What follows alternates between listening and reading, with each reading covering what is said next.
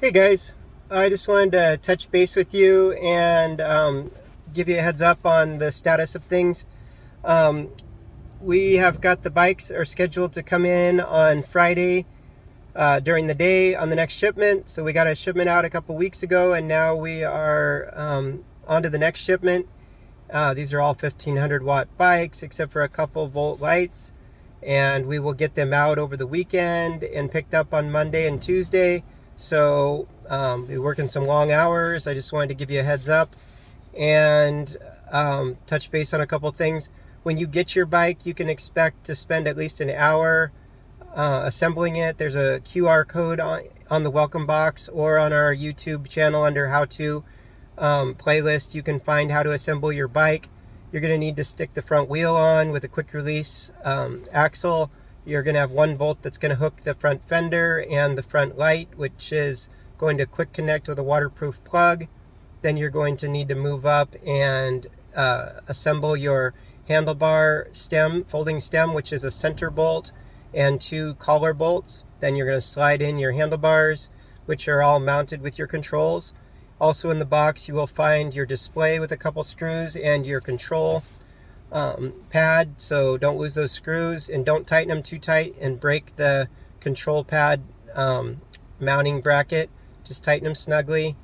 I recommend you get some red Loctite and put that on all these screws and bolts and other screws and bolts on your bike, especially your kickstand, to keep them from falling out on your rides. And then you're going to need to install your whichever seat post you choose. Some of you will get 2 seat posts if you have a step-through hardtail, and if you have a dual suspension, you'll get 1 seat post to mount to your seat. And air up the tires, and then you should be able to go for a ride. Keep in mind the first 6 charges and full discharges and full charges on your battery are going to be balancing the cells, and then after that you'll get a little bit more range and your battery cells will act more normal because there's a lot of little cells in there. They solder in there at 30 to 60% full, and it'll take a while to run them down and get them balanced. As far as how the industry is going, it's still slow moving. Our shipment for December, we're still waiting for the paint factory to get some power because they have rolling blackouts due to the heat and the high use of electricity for air conditioning. So once they get those painted, we're going to get those out. The good news is that when they do reach the US, the last 2 shipments, they've been reaching it, and within a week or 10 days, they've been calling me and saying they're sending a truck down, and I get them, within 10 days to 2 weeks instead of 5 or 6 weeks. So that's good. As far as why we're selling 1500 watt bikes now instead of 750s, that stems from a couple things. One of those issues is that people are asking for a little bit more power in the top end. So we looked at the 1500 last year.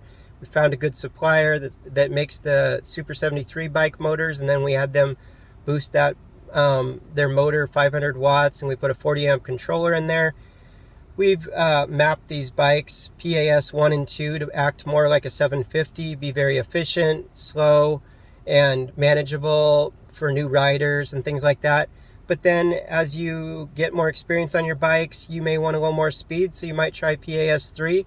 Also, just because we have the fastest bikes in the country doesn't mean that you have to be a fast riding user to need them or want them or have a use for them, because a lot of you don't live in flat Florida, and a lot of you have hills to deal with. And as you may have heard from different other brands and other riders, when they go up a hill at 6 to 9 miles an hour, it's frustratingly slow. Their motors overheat and they can't make it up the hill, or they have to push their bike, or they have to pedal really hard.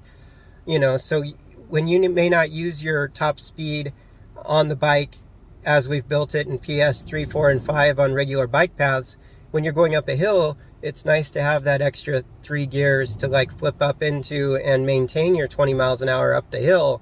And there's not a lot of bikes that can do that. So that's one of the reasons we're using the 1500. Another is because Bafang has just been relentless in raising their prices to where they're not a good value for our customers.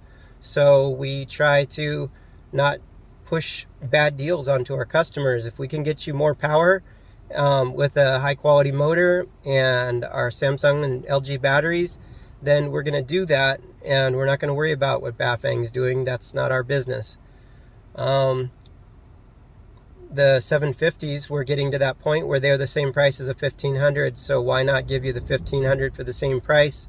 Then you have that extra power to pull a burly trailer with your grandkids or whatever you need it for, to pull a kayak, to haul if you hunt, to haul the deer out of the woods or whatever you're using it for.